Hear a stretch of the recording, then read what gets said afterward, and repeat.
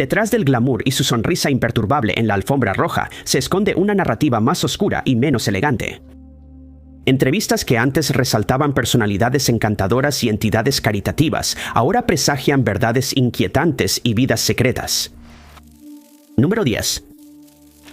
Era Martin Shkreli, quien se había hecho conocido como uno de los empresarios más odiados de Estados Unidos. A menudo lo llaman Pharma Bro, en referencia a la gran industria farmacéutica y su estrecha relación con esta entidad debido a su controvertida decisión de aumentar el precio de un medicamento que salva vidas. Shkreli nació en Brooklyn, hijo de padres albaneses que eran descendientes de la tribu Shkreli. Asistió a Hunter College High School y recibió su diploma. Luego asistió a Baruch College, donde obtuvo una licenciatura en Administración de Empresas. Tiene experiencia en finanzas y aprovechó su trayectoria como administrador de fondos de cobertura para ingresar a la industria farmacéutica. Posteriormente fundó Retrofin y Turing Pharmaceuticals. Aunque ya era visto como una figura polémica, Shkreli generó aún más descontento en 2015 cuando aumentó el precio de un medicamento que salva vidas. Ese medicamento era Dereprim, un antiparasitario que se usa para tratar la toxoplasmosis. El aumento de precio tampoco fue menor. Se incrementó en un 5,000% de $13.50 a $750 por pastilla. Fue un escándalo que saldría a relucir durante su entrevista con Bloomberg ese mismo año. El director general defendió el aumento de precio, argumentando que la decisión permitiría obtener una ganancia razonable. También afirmó que sentaba las bases para futuros desarrollos farmacéuticos. Inicialmente, afirmó que bajaría el precio en un 50% en respuesta a las críticas. Pero la entrevista con Bloomberg dejó claro que esto no sucedería. Shkreli apareció en varias entrevistas más con Bloomberg, defendiendo su decisión y mostrándose cada vez más frustrado. En un momento, debido a esa frustración, le dijo al entrevistador que ya había hablado del tema en reuniones anteriores. También comentó que el aumento de precio era altruista, desinteresado y que no se hacía por beneficio personal. Meses después de la entrevista, sería arrestado por cargos de fraude. El arresto se produjo después de que se realizara una investigación sobre su tiempo en MSMB y Retrofin, revelando que operaba su negocio como un esquema Ponzi, utilizando empresas posteriores para pagar a los inversionistas a quienes había defraudado. Tras un juicio e investigación que duraron 2 años, Shkreli fue sentenciado a 7 años de prisión y se le exigió reembolsar a sus víctimas una suma de $64 millones. Número 9. El periodista británico nacido en Estados Unidos, Boris Johnson, se desempeñó como el segundo alcalde de Londres desde 2008 hasta 2016. De 2016 a 2018 trabajó como secretario de Estado de Asuntos Exteriores bajo Theresa May, la primera ministra. Un año después, el político del Partido Conservador se convertiría en el primer ministro del Reino Unido. Para 2022, Johnson se encontró en el centro de un gran escándalo que se conocería como Partygate. Partygate fue una serie de reuniones sociales secretas que se llevaron a cabo en el número 10 de Downing Street y otros edificios gubernamentales durante los confinamientos de 2020 y 2021, lo que violaba directamente las restricciones del Reino Unido en ese momento. Los eventos incluyeron fiestas para el personal, reuniones de cumpleaños y despedidas.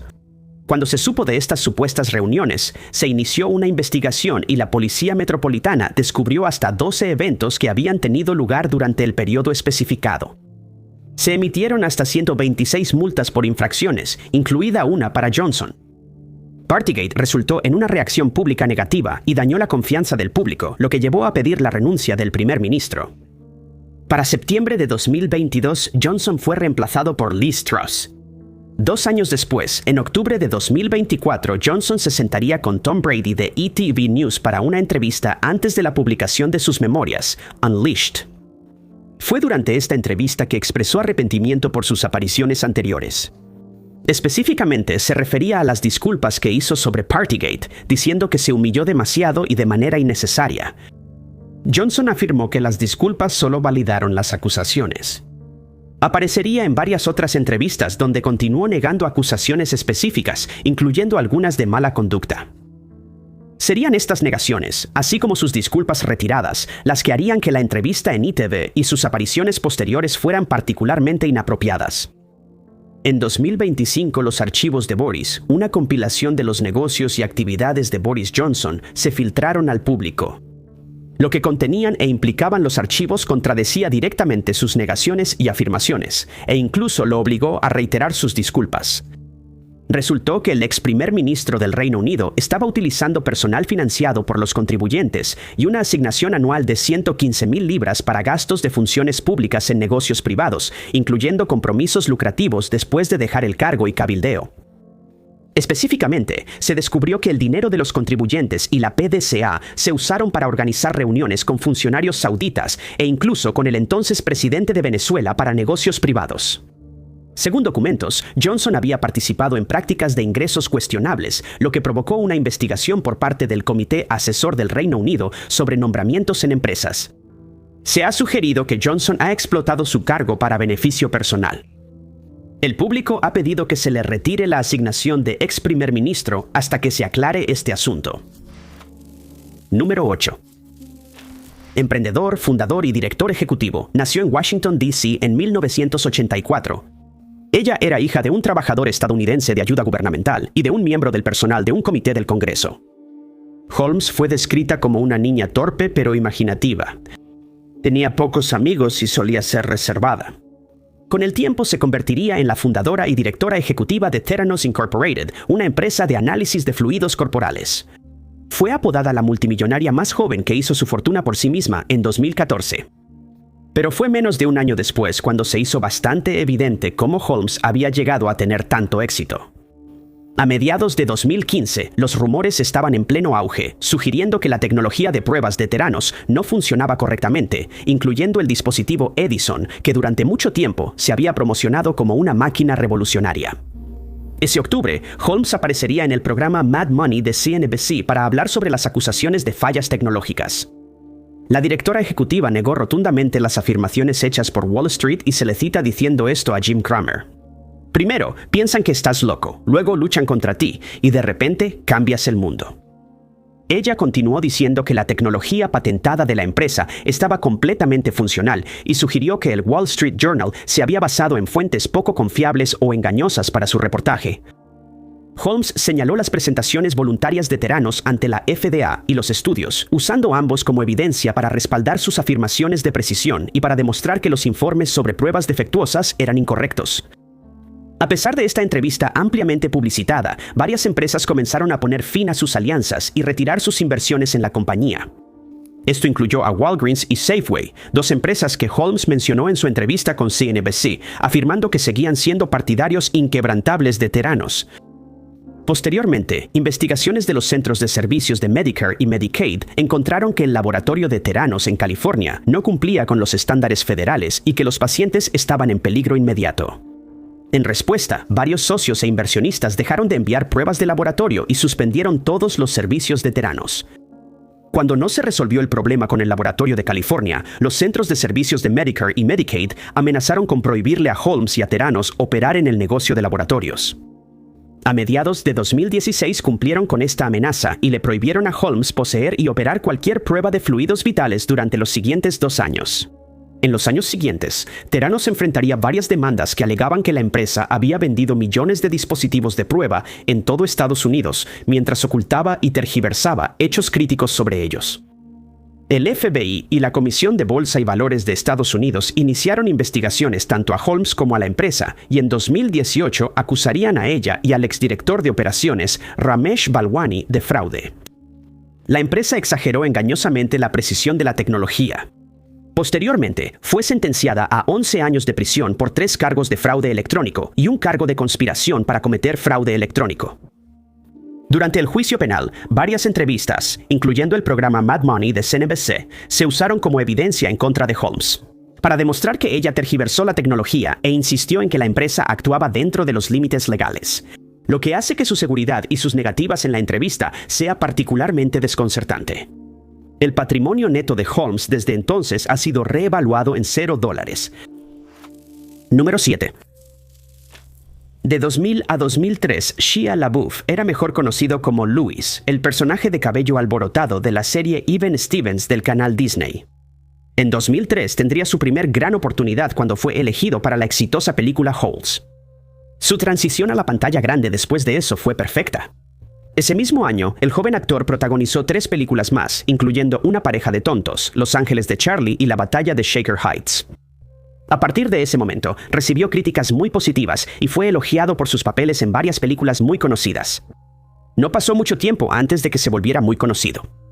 Pero, al igual que el comportamiento reciente de Kanye West, la carrera del actor tuvo una fuerte caída cuando empezó a mostrar un comportamiento cada vez más errático. LaBeouf ha aparecido varias veces en The Late Show con David Letterman, a menudo hablando sobre su extraño comportamiento. En 2009 le contó a Letterman que había sido acusado de ingreso ilegal después de un incidente en su cumpleaños número 21. En 2011 apareció de nuevo en el programa, durante el cual Letterman le preguntó sobre una escena específica de una película en la que él protagonizó. Inesperadamente, LaBeouf se puso a la defensiva ante la pregunta. En 2013, el actor regresó al set del programa nocturno, esta vez balbuceando sobre un supuesto conflicto que tuvo con Alex Baldwin, lo cual se cita como una de las razones por las que fue despedido de la obra de Broadway Orphans. Según LaBeouf, tanto él como Baldwin son personas impulsivas y terminaron chocando en el set debido a este rasgo que comparten. Quizás fue precisamente esta sugerencia de ser impulsivo por naturaleza lo que llevó a los espectadores a ver esta entrevista de manera diferente después de los acontecimientos posteriores. La declaración del actor fue vista más como una advertencia que afectaba más allá de los sets de filmación. Durante el resto de 2013 continuó mostrando un comportamiento peculiar tanto dentro como fuera de la pantalla. Los eventos posteriores incluyeron el lanzamiento de un cortometraje que Shia LaBeouf afirmó que era suyo, solo para que los espectadores descubrieran que era plagiado. La historia en realidad fue escrita por Daniel Close, quien no fue acreditado. En febrero de 2014, solo 2 meses después del estreno de la película y la gran reacción negativa, el actor apareció en la alfombra roja del Festival de Cine de Cannes usando una bolsa de papel sobre la cabeza. En ella estaban escritas las palabras «Ya no soy famoso». Poco después de eso, asistió a una conferencia de prensa para promocionar Nymphomaniac en el Festival de Cine de Berlín. En medio de la conferencia, LaBeouf citó al futbolista del Manchester United, Eric Cantona, con la enigmática frase «Cuando las gaviotas siguen al barco pesquero, es porque piensan que las sardinas serán arrojadas al mar». Luego salió furioso del edificio. El acto de la bolsa de papel regresó poco después de esto también, con el actor apareciendo en una sala del espacio artístico de Los Ángeles. Los visitantes podían interactuar con él y usar una variedad de objetos en sus interacciones. Ese junio, LaBeouf fue retirado de la audiencia durante una función de Broadway después de que subió al escenario y agarró a uno de los actores, Alan Cumming. Pasó la noche en la cárcel por esto. Durante los siguientes años, el patrón se repetiría. LaBeouf salía de entrevistas, hacía algún tipo de exhibición bárbara, publicaba una disculpa pública, organizaba otra presentación artística y luego actuaba de manera tan errática que preocupaba a quienes lo rodeaban o terminaba esposado y escoltado a una celda de detención. Eventualmente, esa personalidad impulsiva, como le mencionó a David Letterman, lo llevaría a un final desastroso. A principios de este año, LaBeouf enfrentó múltiples cargos de agresión tras un violento incidente que ocurrió durante el Mardi Gras en Nueva Orleans.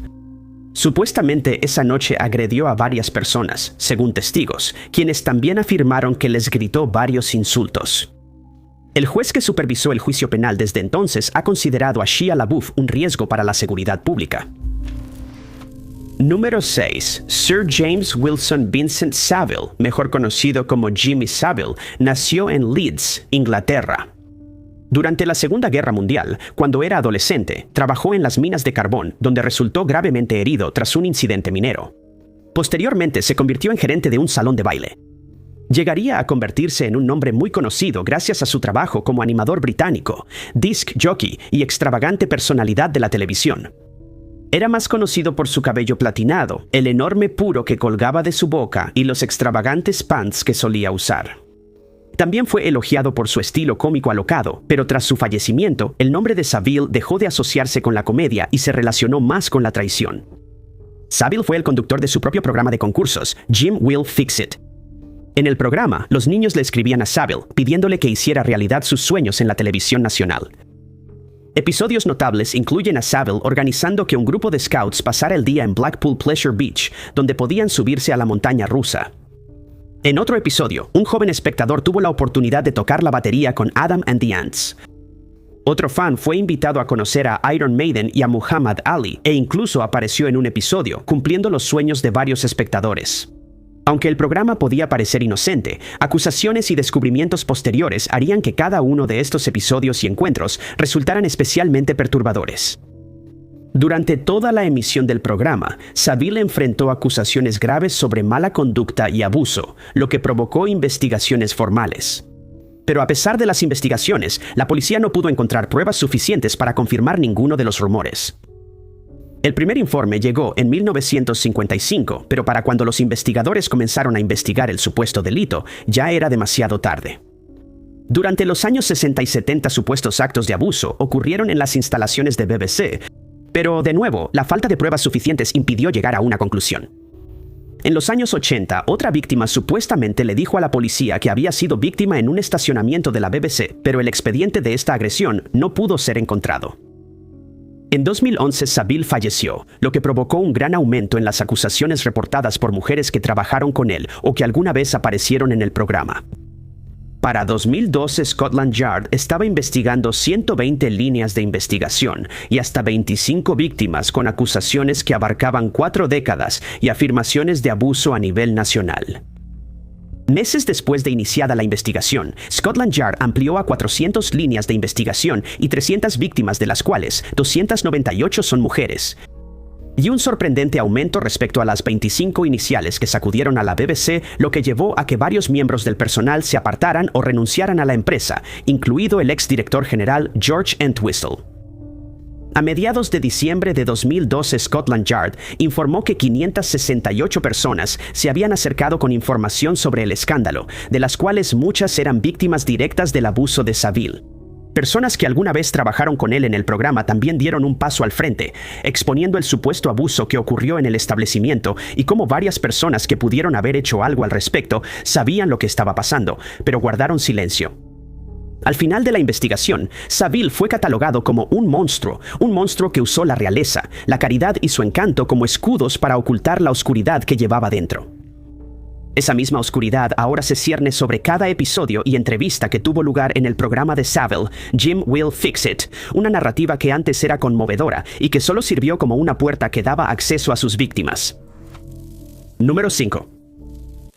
Kanye West, el rapero estadounidense más conocido, convirtió su éxito como productor en los años 90 y principios de los 2000 en una carrera como famoso artista solista.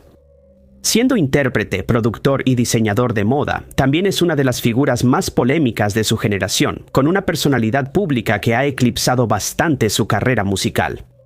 Era hijo de Ray and Donda West, un fotógrafo y profesor universitario.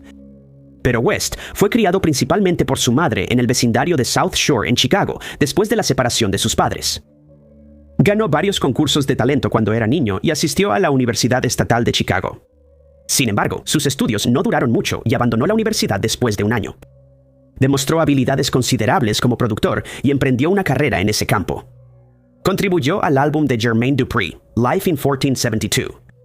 Y después de esto se mudó a la ciudad de Nueva York y se hizo un nombre gracias a su afiliación con Rockefeller Records. Fue en mayo de 2018 cuando West visitó TMZ para una entrevista en vivo, un intercambio que no solo sería perturbador en sí mismo, sino que también presagiaría comportamientos erráticos y controversias posteriores.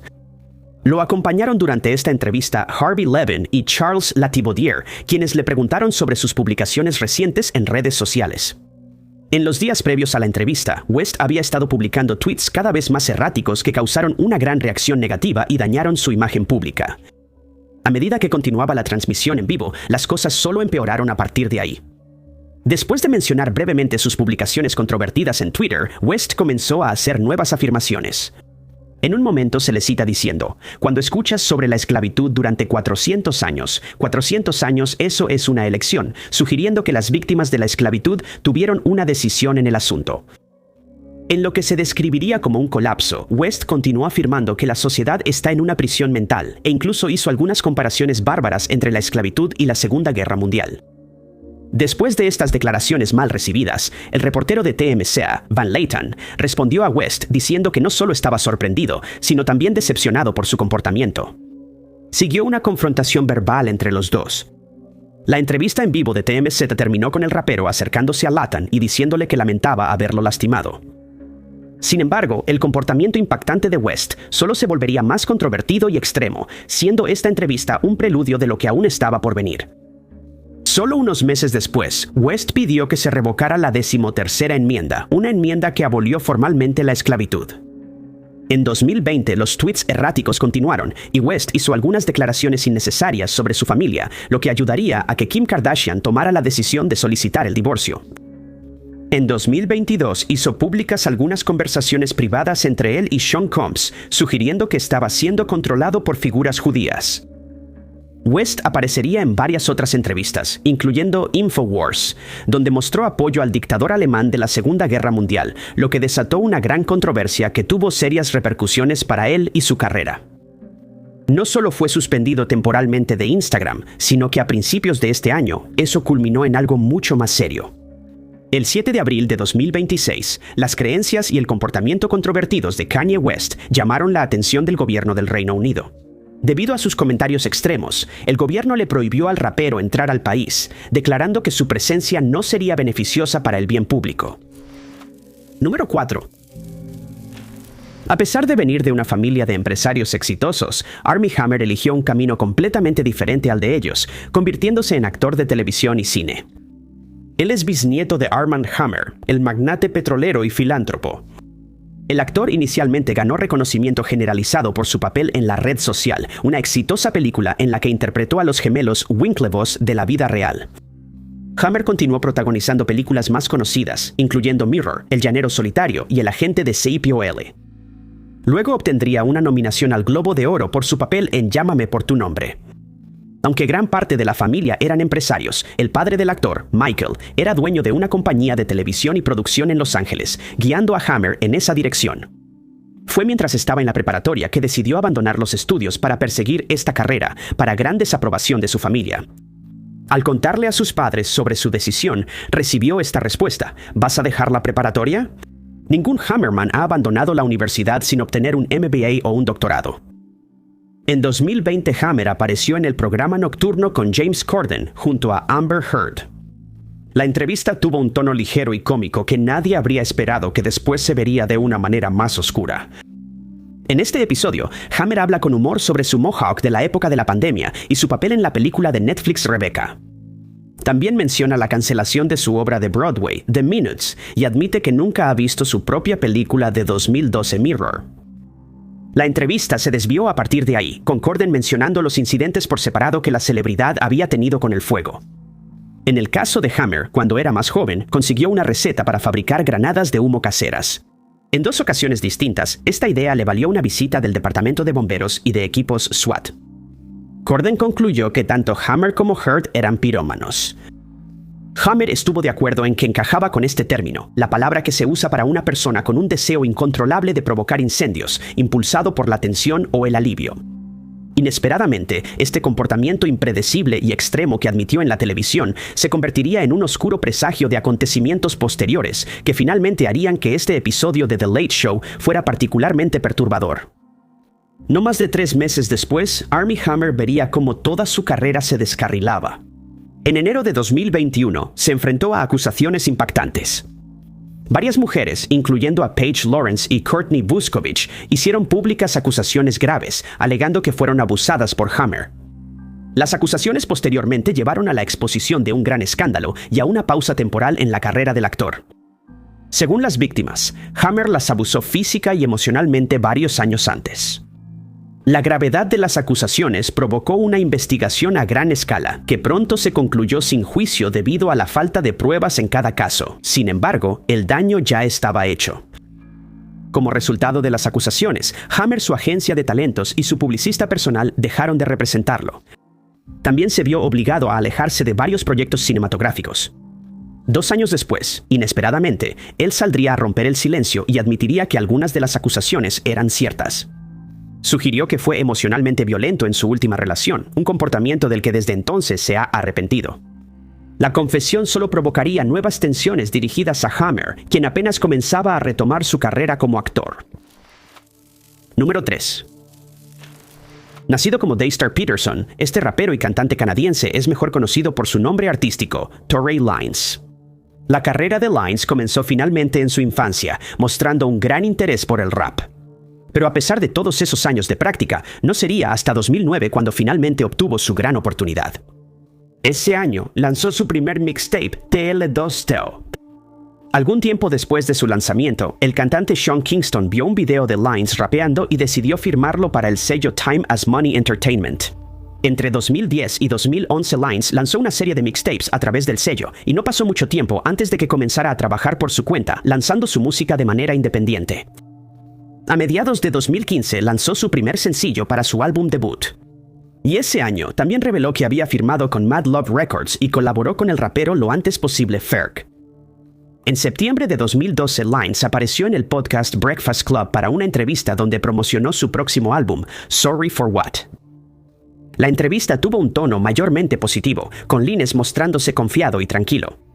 Aunque fue una entrevista relajada, el rapero se aseguró de evitar cualquier conversación sobre el drama que se desarrollaba en su vida. Mientras hablaba sobre el interés del público en la línea de su cabello, bromeando sobre cómo la maneja, tocando temas relacionados con el cantautor Augustus Alsina y un breve momento de confrontación con el camarógrafo, Lines evitó por completo o minimizó cualquier pregunta sobre un supuesto incidente que ocurrió 2 años antes entre él y otra celebridad, por el cual había batallas legales en curso. La celebridad en cuestión era Megan Thee Stallion, y en agosto de 2020, ella hizo algunas acusaciones sorprendentes. Megan afirmó que un mes antes, ella y Lines habían tenido una discusión en una fiesta. Las tensiones aumentaron y el rapero sacó un arma de fuego. Se alegó que él apuntó el arma a sus pies y disparó mientras le gritaba que bailara. Megan se sometió a una cirugía menor para que le retiraran fragmentos de sus pies después del incidente. También se informó que mintió a la policía, insistiendo en que se había cortado con vidrio roto, solo para decir la verdad un mes después, lo que provocó investigaciones exhaustivas. Lines abordó las preguntas y declaraciones sobre el incidente con cautela, sin responder del todo ni descartar por completo las acusaciones. También insistió en que su silencio era necesario dado que se trataba de una investigación en curso. Eso le daba margen para negar su responsabilidad de forma creíble, permitiéndole seguir promocionando su música. 4 meses después de que se transmitiera la entrevista, el rapero se presentó ante un jurado con 3 cargos graves. Esos cargos eran agresión con un arma de fuego semiautomática, portar un arma no registrada y cargada en un vehículo y negligencia grave al disparar dicha arma. Al ser declarado culpable, Lines fue llevado de inmediato a una cárcel donde esperaría la sentencia. El 8 de agosto de 2023 fue sentenciado a 10 años de prisión por el delito violento. En 2024 se mencionó una apelación, pero el rapero sigue encarcelado. Número 2. Detrás de la exitosa casa de cambio de criptomonedas FTX Trading Limited está Sam Bankman-Fried, el fundador y exdirector ejecutivo de la segunda casa de cambio más grande de su tipo, lo que convirtió a Bankman en una figura poderosa dentro del mercado de activos digitales y en un tema de discusión en el Congreso de los Estados Unidos. Fue hijo de 2 profesores de la Universidad de Stanford, un padre que era un jurista especializado en derecho fiscal y una madre que se enfocaba en filosofía moral y derecho. Asistió al Instituto Tecnológico de Massachusetts, donde se especializó en física. Fue en el MIT, donde también aprendió sobre el altruismo efectivo y el concepto de ganar para dar, donde las personas que ganan mucho dinero lo donan para ayudar a otros. Esto es lo que lo motivaría a seguir una carrera en finanzas. Bankman es uno de los nombres más importantes en el mundo cripto desde la fundación de FTX en 2019. En septiembre de 2022, Bankman apareció en Bloomberg Crypto para ofrecer perspectivas y análisis sobre las tendencias del mercado. En la entrevista, el director general de FTX sostuvo que su plataforma era rentable y financieramente sólida. También explicó que estaban expandiéndose a pesar de la caída en el mercado de criptomonedas. Se afirmó que había más de $1,000 millones en fondos disponibles y que su empresa estaba enfocada en una estrategia de adquisiciones. Bankman-Fried habló de un compromiso a largo plazo con FTX y abogó por la regulación de las criptomonedas. En el programa de David Rubenstein, repitió su optimismo y su enfoque en ganar para dar, temas que más tarde parecerían contradictorios. En noviembre de 2022, el CEO de Binance, Changpeng Zhao, anunció planes para vender el token de FTX, FTT, lo que provocó retiros masivos que FTX no pudo procesar debido a la falta de fondos. Poco después, Binance se retiró de la adquisición de FTX, citando el mal manejo de fondos, lo que provocó investigaciones gubernamentales. El 10 de noviembre, las autoridades anunciaron investigaciones sobre FTX y Bankman-Fried. Un año después, FTX y más de 130 entidades asociadas se declararon en bancarrota, incluyendo Alameda Research, a la que Bankman había transferido $4.000 millones a través de FTX previamente ese mismo año. Sin revelarlo a las personas dentro de la empresa ni al público, gran parte de los $4.000 millones estaba compuesta por fondos de clientes, que Bankman declaró que estaban destinados a ayudar a Alameda a cumplir con sus obligaciones. Sin embargo, esas obligaciones consistían en apuestas arriesgadas e ilíquidas, como compras de bienes raíces, donaciones políticas e inversiones de capital de riesgo, garantizadas por el token FTT. Esta empresa desastrosa resultó ser el principal ejemplo de fraude. Bankman usó sin saberlo los fondos de los clientes de FTX para financiar apuestas arriesgadas y los gastos de su firma privada de trading. También lo hizo al alterar un código informático que permitiría a Alameda retirar fondos ilimitados de la empresa principal, una puerta trasera que robaría miles de millones a clientes desprevenidos. Al mes siguiente, los oficiales estaban en la puerta del exdirector ejecutivo y él fue esposado. Bankman enfrentó cargos de fraude electrónico, conspiración para cometer fraude electrónico, fraude de valores y lavado de dinero. Al año siguiente, en enero, se presentó ante el tribunal y se declaró no culpable de los cargos. En un segundo juicio, se presentaron otros 4 cargos penales en su contra, centrados en hasta 300 donaciones políticas ilegales. Un jurado federal de Estados Unidos declararía a Bankman culpable de 7 cargos de fraude y lavado de dinero. Posteriormente fue sentenciado a 25 años de prisión y se le ordenó pagar más de $11.000 millones en decomiso. Número 1. William McFarland, mejor conocido como Billy McFarland, nació en la ciudad de Nueva York en 1991 y creció en la zona de Short Hills, en Millburn, Nueva Jersey. Cuando tenía solo 13 años, creó una empresa en línea que vendía espacio web a sitios web para adultos. Para cuando terminó la preparatoria, McFarland ya había fundado otras 2 empresas. Asistió a la Universidad de Bucknell, pero abandonó poco después para recaudar capital de riesgo y desarrollar un sitio de redes sociales dedicado a compartir música y videos. McFarland luego estableció un club solo por invitación que llamó Magnesis, el cual ofrecía invitaciones a eventos exclusivos a través de una tarjeta de crédito. El empresario, a pesar de haber conseguido financiamiento a través de Aubrey McClendon, el magnate de la energía, se aburrió de Magnesis y fundó Fire Media para acompañarlo, una creación que facilitaría la contratación de artistas y celebridades para eventos exclusivos. También fue este sitio web el que se convertiría en la herramienta inesperada en la caída definitiva de McFarland. Fue en 2015, cuando Magnesis aún estaba en funcionamiento, que McFarland sería invitado a la destacada cadena de noticias CNBC para un episodio titulado Una tarjeta negra solo por invitación para millennials. Los millennials urbanos, comenzó McFarland, querían saber cuál es el lugar de moda en este momento, qué está en tendencia y cuándo pueden involucrarse. Propuso que Magnesis resolvería el problema. El fundador de 24 años se inspiró en la tarjeta negra Centurion de American Express, que es ultra exclusiva, y una vez que encontró la manera de colocar una banda magnética en una tarjeta de metal, se estableció Magnesis. McFarland le dijo a los entrevistadores de CNBC que básicamente Magnesis permite que los datos de una tarjeta de crédito se transfieran a la tarjeta negra, lo que le permite funcionar como una tarjeta de cargo normal o como una tarjeta exclusiva para un público selecto. Magnesis, explicó, también utiliza una aplicación móvil de conserjería, ofreciendo a los miembros acceso no solo a eventos exclusivos, sino también a descuentos. McFarland le dice a CNBC en esta entrevista que su producto tiene al menos 10.000 miembros en Nueva York y Washington, D.C. Las membresías son solo por recomendación y los solicitantes deben pasar por un proceso de selección. Las membresías anuales cuestan $250. También se discutieron preocupaciones relacionadas con este producto. Alicia Siret, miembro de los New York Angels, expresó su preocupación por los riesgos legales relacionados con los servicios de tarjetas de crédito y los de Magnesis. Pero McFarland insistió en que su empresa no tiene los mismos riesgos que una compañía de tarjetas de crédito, diciendo, cito, «Todas las transacciones pasan por el banco y las tarjetas de crédito originales de nuestros miembros. Somos solo una marca y una red que operan sobre eso». Sin duda, McFarland se mostró optimista sobre su emprendimiento durante la entrevista. Parecía emocionado por su éxito en el mundo del emprendimiento. Un año después, el empresario incluiría Fire Media en su lista de negocios propios. Fire Media es una aplicación diseñada para reservar talento musical para eventos privados, como el Fire Festival de 2017 que tenía como objetivo publicitar ambas empresas. Pero el evento terminó en desastre y expuso una verdad oculta que nadie habría esperado. El Fire Festival fue promocionado por influencers de redes sociales y estaba planeado para llevarse a cabo en una isla de las Bahamas. McFarland utilizó sus dos empresas para vender boletos caros con promesas de villas de lujo y comida gourmet. Pero cuando la gente llegó al festival, se encontraron varados en tiendas de campaña de emergencia, comiendo nada más que sándwiches. Los invitados habían pagado hasta $200,000 para asistir.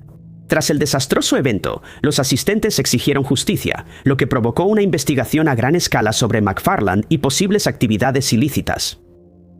Para mayo de ese año, el Fire Festival era el foco de una investigación criminal, siendo el fraude postal, de seguridad y electrónico los principales temas. A pesar de los procedimientos legales en curso, McFarland insistió en que Fire regresaría el año siguiente. Pero no tendría la oportunidad de organizar otro Fire Festival porque en junio de 2017 agentes federales lo arrestaron en su casa de Manhattan.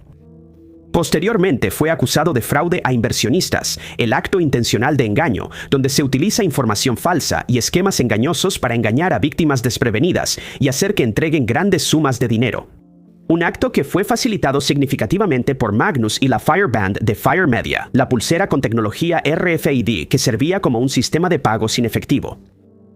En 2018, McFarland se declaró culpable de fraude electrónico y de cargos adicionales derivados de un esquema separado. Fue sentenciado a 6 años en una prisión federal, pero solo cumplió 4. La entrevista de CNBC, en la que el empresario mostró optimismo, hoy se percibe de una forma más sombría. Su insistencia en que Magnus era un solucionador de problemas para los millennials se convierte en una muestra de doblez, que reemplaza la imagen encantadora y segura por la de alguien astuto y deshonesto. Muchas gracias a todos por vernos. Si les gustó este video, asegúrense de darle like. Además, no olviden suscribirse y activar la campanita de notificaciones para estar al tanto de todos nuestros futuros videos. Mi nombre es Top 5 Unknowns y los veo en el próximo video.